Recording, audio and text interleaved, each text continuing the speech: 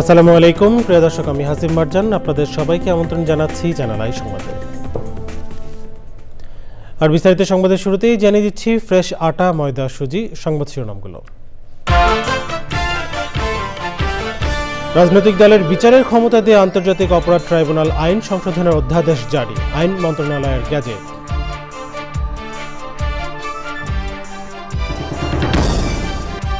সন্ত্রাস বিরোধী অধ্যাদেশ 2025-এর খসড়ায় চূড়ান্ত অনুমোদন দিয়েছে উপদেষ্টা পরিষদ, শিগগিরই অধ্যাদেশ আকারে জারি। ঢাকা রেঞ্জ এলাকায় নিষিদ্ধ সংগঠনের কার্যক্রম পরিচালনার চেষ্টা হলে কঠোর ব্যবস্থা নিতে এসপিদের নির্দেশ, অনলাইন কার্যক্রমেও নজরদারি।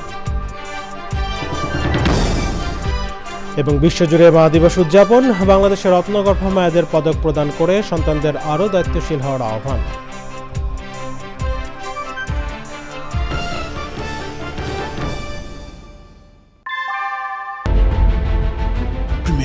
Inbuilt German technology, Bangladesh's first thermix rod, Salam Steel Thermax.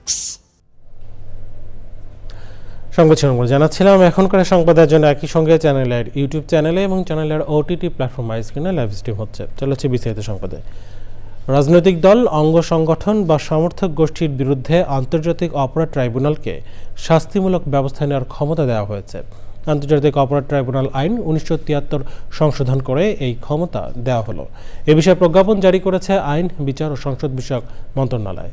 উপদেষ্টা পরিষদের সিদ্ধান্তের একদিন পর এই অধ্যাদেশ জারি করা হলো।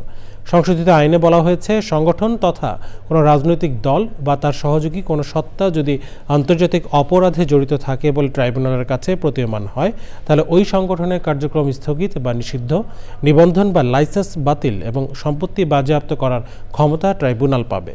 সংগঠন সংশ্লিষ্ট যে কোনো ব্যক্তি বা গোষ্ঠী আন্তর্জাতিক অপরাধের সহায়তা, নির্দেশনা, প্ররোচনা, ষড়যন্ত্র বা অংশগ্রহণ করলে কঠোর ব্যবস্থা নেওয়ারও বিধান রাখা হয়েছে সংশোধিত আইনে। সন্ত্রাস বিরোধী অধ্যাদেশ 2025-এর খসড়ার নীতিগত ও চূড়ান্ত অনুমোদন করেছে উপদেষ্টা পরিষদ। যমুনায় প্রধান উপদেষ্টা প্রফেসর মোহাম্মদ ইউনূসের সভাপতিত্বে অনুষ্ঠিত উপদেষ্টা পরিষদের বৈঠকে উপদেষ্টা পরিষদ এই অনুমোদন দেয়। সোমবার সংশোধনীটি অধ্যাদেশ আকারে জারি হতে পারে। এছাড়াও এলডিসি কমিটির সাথে এক উচ্চ পর্যায়ের বৈঠকে অধ্যাপক ইউনূস এলডিসি থেকে বাংলাদেশের উত্তরণ নিশ্চিত করতে জরুরি এবং সমন্বিত পদক্ষেপ গ্রহণের আহ্বান জানিয়েছেন। আরেকটি বৈঠকে পুঁজিবাজার পরিস্থিতি উন্নয়নে সংশ্লিষ্টদের 5টি নির্দেশনা দিয়েছেন প্রধান উপদেষ্টা। সরকারের মালিকানা রয়েছে এমন মাল্টিন্যাশনাল কোম্পানিগুলোকে সরকারের শেয়ার কমিয়ে পুঁজিবাজারে অন্তর্ভুক্ত করার বিষয়ে প্রয়োজনীয় পদক্ষেপ গ্রহণ ও 3 মাসের মধ্যে পুঁজিবাজার সংস্কার সহ বেশ কিছু নির্দেশনা দেন প্রধান উপদেষ্টা। প্রধান উপদেষ্টা বলেন, লুটপাটের মাধ্যমে শেয়ার বাজারকে বেসামাল করে দেওয়ার পেছনে গত কয়েক দশক ধরে যারা জড়িত তাদেরকে বিচারের আওতায় না আনতে পারলে মানুষের আস্থা ফিরবে না।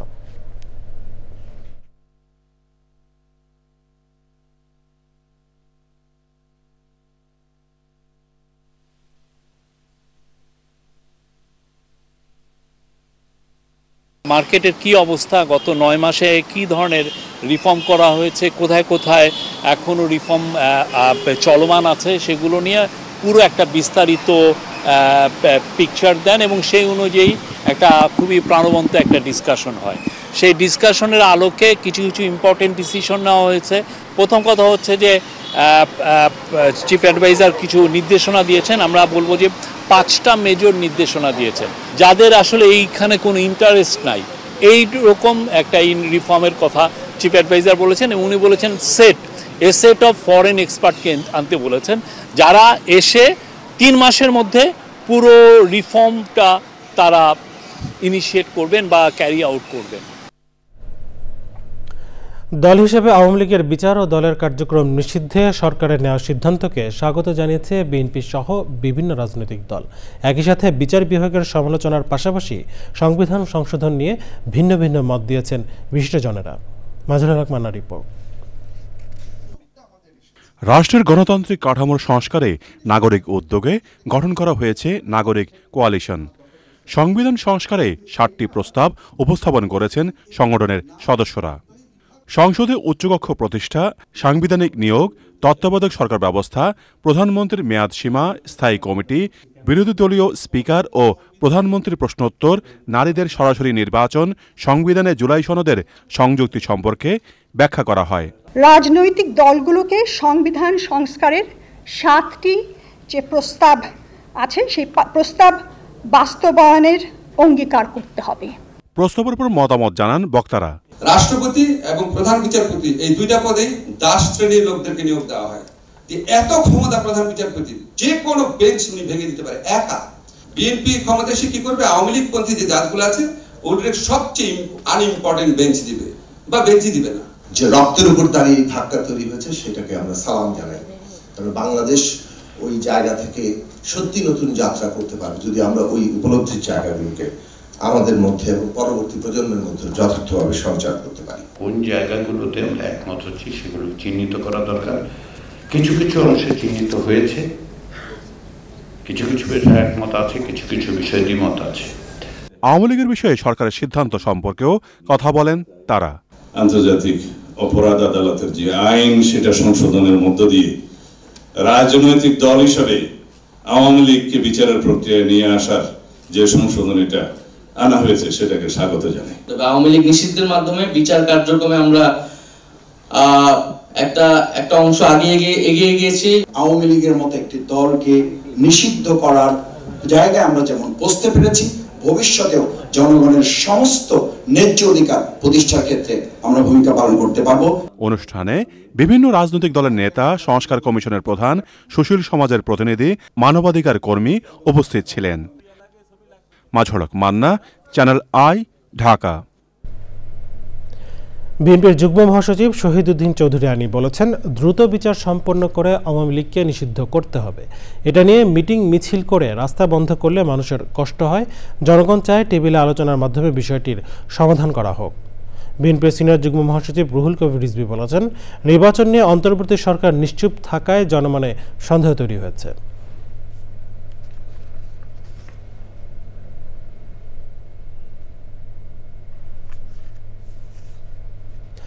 ঢাকা রেঞ্জ এরিয়ায় নিষিদ্ধ সংগঠনের সদস্যরা কোনো কার্যক্রম চালানোর চেষ্টা করলে তাদের বিরুদ্ধে কঠোর ব্যবস্থা নেওয়ার জন্য এসপিদের নির্দেশ দিয়েছেন ঢাকা রেঞ্জের ডিআইজি রেজাউল করিম মল্লিক।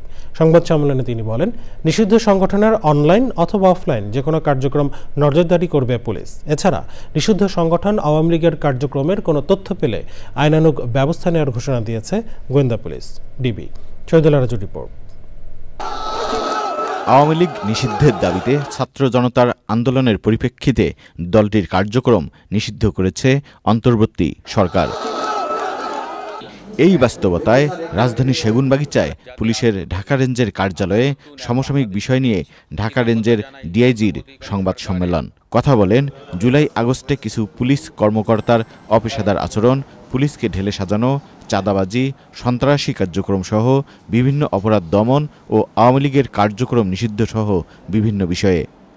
যারা নিষিদ্ধ সংগঠনের সাথে, নিষিদ্ধ কার্যকলাপের সাথে জড়িত, তাদেরকে সবাইকে আমরা আইনের আওতায় নিয়ে আসব।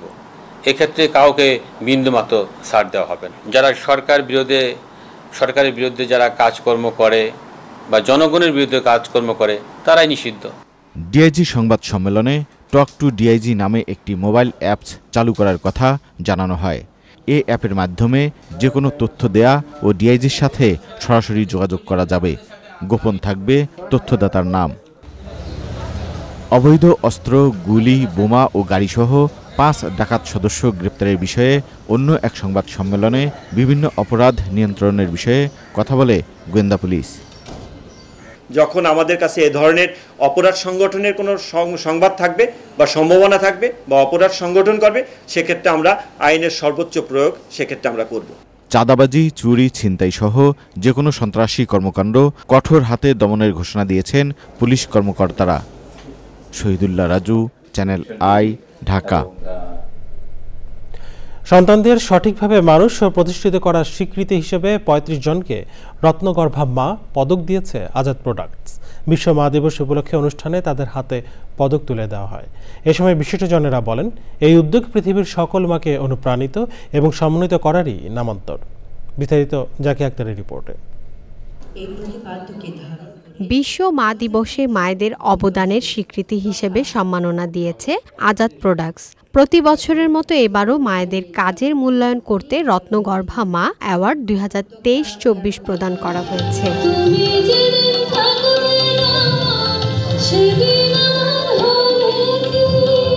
ঢাকা ক্লাবের স্যামসন এইচ চৌধুরী সেন্টারে জমকালো অনুষ্ঠানের মাধ্যমে সাধারণ ক্যাটাগরিতে 25 জন এবং বিশেষ ক্যাটাগরিতে 10 মায়ের হাতে তুলে দেয়া হয় রত্নগর্ভা মা অ্যাওয়ার্ড। আমার কাছে মাই সব মাই রত্নগর্ভা। মায়ের কোনো তুলনা বা মায়ের কোনো ভাগাভাগি হয় না যে এই মা রত্নগর্ভা না, সব মাই রত্নগর্ভা। আমার ছেলে মেয়ে 3 জনেই ডাক্তার। আমাদের কষ্ট সার্থক হয়েছে। 2 দশক ধরে সমাজের নানা ক্ষেত্রে রত্নগর্ভা মায়েদের স্বীকৃতি দিতে পেরে আনন্দিত আজাদ প্রোডাক্টস। মা তো একজন মহান শিল্পী, সেই শিল্পী সত্তার বাস্তবে রূপ দেন তার সন্তানদের মাঝে। সুসন্তান গড়ার ক্ষেত্রে মাই হচ্ছেন নিপুণ কারিগর। অনুষ্ঠানে বিশিষ্ট জনেরা বলেন, দেশ ও জাতি এগিয়ে নিতে প্রত্যেক মায়ের বড় ভূমিকা রয়েছে। যাদের মা নেই তারা জানে তারা এই সুখ থেকে বঞ্চিত হয়েছে। মা শব্দটি অন্তর থেকে আসে, হৃদয় থেকে আসে। সঙ্গে সঙ্গে আমার মায়ের কথা মনে পড়ে গেল। আপনি কাকে রত্নগর্ভা মা বলবেন? প্রত্যেকটি মাই তো রত্নগর্ভা। প্রতিটা মায়ের সন্তান শিক্ষিত হয়েছে বিধায় আজকে সারা পৃথিবী এই পর্যায়ে এসে।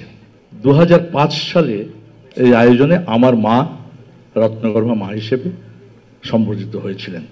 আজকে আমার এটা খুবই আনন্দের, সৌভাগ্যের, এবং এই কারণে আনন্দের যে আমার স্ত্রী আজকে এখানে আছেন, শাহানা সিরাজ। তিনি আজকে তার সন্তানদের জন্য রত্নগর্ভা মা হিসেবে সম্বর্ধিত হবেন। এটা আরেকটা আনন্দের ব্যাপার। আগামীতে আরও বড় পরিসরে মায়েদের সম্মাননা দিতে আশাবাদী Azad products. Zakia Akter, Channel I, Dhaka. দেখছেন চ্যানেলের সংবাদ। এ পর্যায়ে নিয়ে নিচ্ছি বিরতি, আর বিরতির পর অন্যান্য সংবাদের সঙ্গে আরও জানিয়ে ফিরব। গাজায় যুদ্ধবন্ধের দাবিতে তেল আবিবে হাজারো মানুষের বিক্ষোভ। জিম্মিদের মুক্ত করতে সামরিক অভিযান চালাতে ইসরায়েলের ঘোষণা।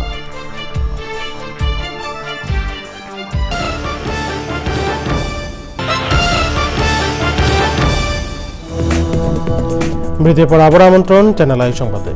জানাবো আমিন জুয়েলার্স আন্তর্জাতিক সংবাদ।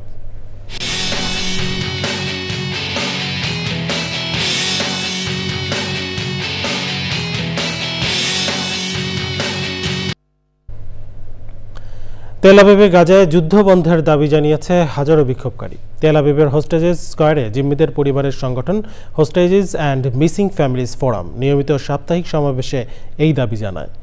একই সাথে বন্দী থাকে ইসরায়েলি জিম্মিদের মুক্তির দাবিও তুলে ধরা হয়। আল জাজিরা তথ্য মতে এখনও 59 জন ইসরায়েলি জিম্মি আছেন। এদের মধ্যে 35 জন মারা গেছেন বলে নিশ্চিত করেছে ইসরায়েলি কর্তৃপক্ষ। এরই মধ্যে জিম্মিদের মুক্ত করতে সামরিক অভিযান চালিয়ে যাওয়ার কথা জানিয়েছে ইসরায়েল। এবারে রয়েছে কৃষি সংবাদ।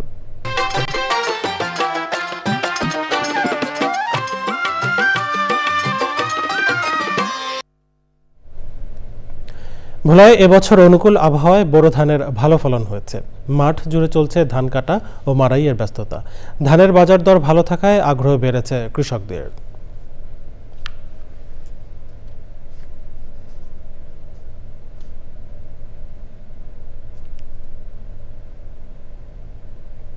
এখন দেখবেন প্রকৃতি সংবাদ।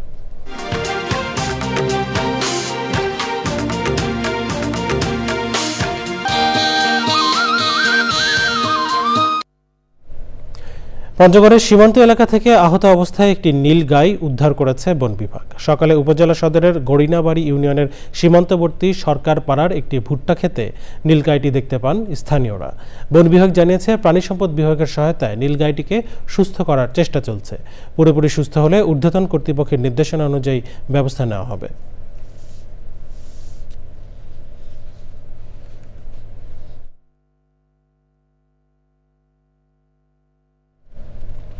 এক্সিম ব্যাংক বাণিজ্য সংবাদ।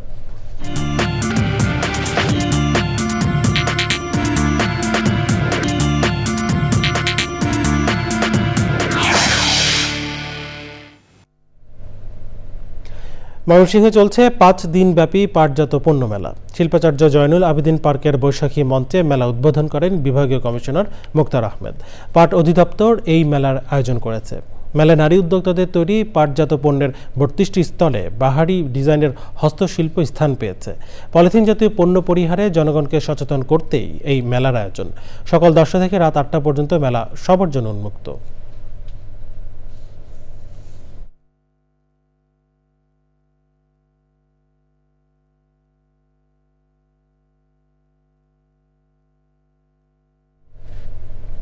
সংবাদ এই পর্যায়ে আবারও সময় হয়ে গেল বিরতি নেবার। আর বিরতির পর অন্যান্য সংবাদের সঙ্গে খেলার খবরে জানা ফিরবো। ফিরলাম বিরতির পর, স্বাগত আরো একবার চ্যানেল আই সংবাদে। রাজধানীর আবু জর গিফারি কলেজের গভর্নিং বডির সভাপতি মোহাম্মদ মামুন চৌধুরীর বিরুদ্ধে অনাস্থা জানিয়ে নতুন সভাপতি মনোনয়নের দাবি জানিয়েছেন কলেজের গভর্নিং বডির সদস্য, শিক্ষক পরিষদ, কর্মকর্তা কর্মচারী, শিক্ষার্থী ও অভিভাবকরা। সকালে ঢাকা রিপোর্টার্স ইউনিটিতে সংবাদ সম্মেলনে তারা বলেন, গভর্নিং বডির বর্তমান সভাপতি কলেজের প্রশাসনিক কাজে প্রতিনিয়ত হস্তক্ষেপ, শিক্ষকদের মাঝে গ্রুপিং ও কোন্দল সৃষ্টি এবং স্বেচ্ছাচারিতার মাধ্যমে কলেজের পরিবেশ অস্থিতিশীল করছেন। এ অবস্থায় সভাপতির অপসারণের দাবি জানান তারা। সংবাদ শেষ করতে বা যাবার আগে ফ্রেশ আটায় ময়দা সুজি সংবাদ শিরোনামগুলো জানিয়ে দিচ্ছে আরো একবার। রাজনৈতিক দলের বিচারের ক্ষমতা দিয়ে আন্তর্জাতিক অপরাধ ট্রাইব্যুনাল আইন সংশোধনের অধ্যাদেশ জারি, আইন মন্ত্রণালয়ের গেজেট।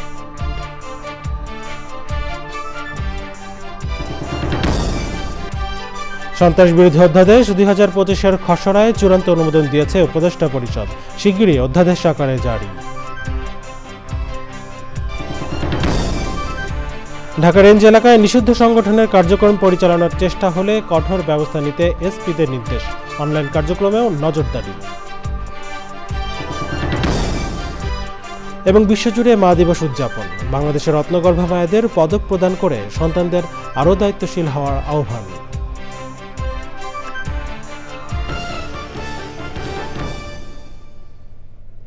প্রিয় দর্শক, এই ছিল চ্যানেলের সংবাদের এখনকার আয়োজন। এতক্ষণ সাথে থাকার জন্য ধন্যবাদ সবাইকে।